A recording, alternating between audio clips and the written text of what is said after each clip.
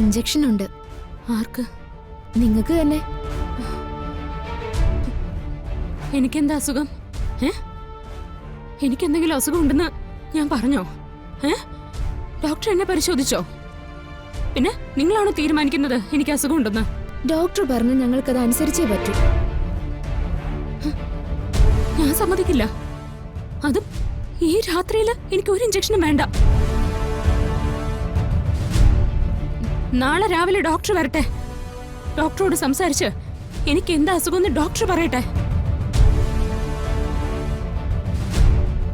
അതിനുശേഷം ചികിത്സ വേണോ വേണ്ടോ എന്ന് ഞാൻ പറയാം. അതെ, ഞങ്ങൾ ചതിക്കപ്പെട്ട് ഇവിടെ വന്നു പെട്ടവരാ. നിങ്ങൾക്കൊക്കെ മനുഷ്യത്വം ഉണ്ടെങ്കിൽ ഇവിടുന്ന് ഞങ്ങളെ ഒന്ന് രക്ഷിക്കാൻ നോക്കൂ. ഈ നിൽക്കുന്ന ആരാന്നറിയോ നിങ്ങൾക്ക്? ഈ ലോകം മുഴുവൻ അറിയപ്പെടുന്ന ഗായിക ശ്യാമയാണ്.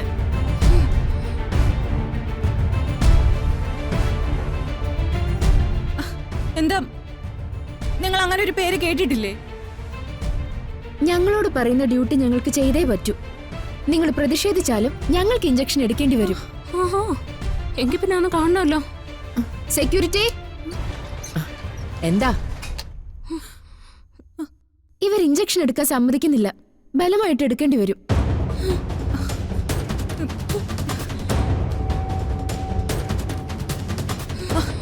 ശ്യാമയെ തൊട്ടു പോകരുത്. മാറി നിൽക്ക്.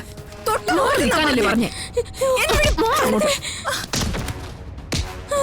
ഇങ്ങോട്ട് വരാൻ.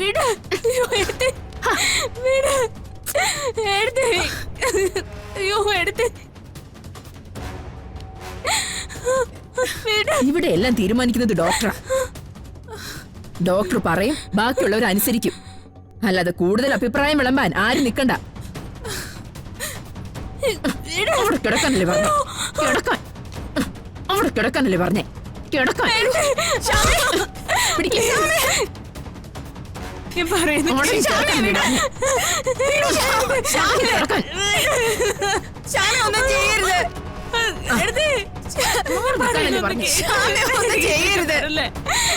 ഞാൻ ചതിക്കപ്പെട്ട് ഇവിടെ വന്നതാ. നിങ്ങൾ ഞാൻ പറയുന്നൊന്ന് വിശ്വസിക്ക് പ്ലീസ്. നിങ്ങൾ ഞാൻ പറയുന്നൊന്ന് വിശ്വസിക്ക് പ്ലീസ്. പ്ലീസ് വേണ്ട. അയ്യോ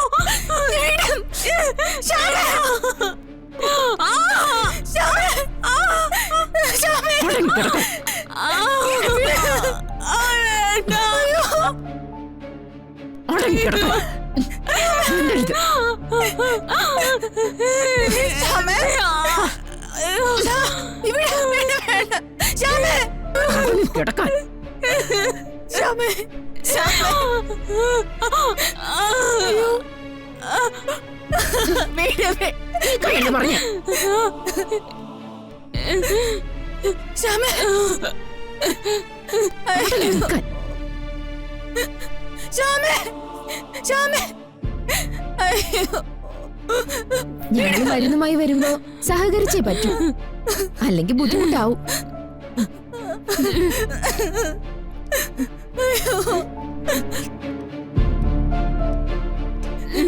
ശ്യാമേ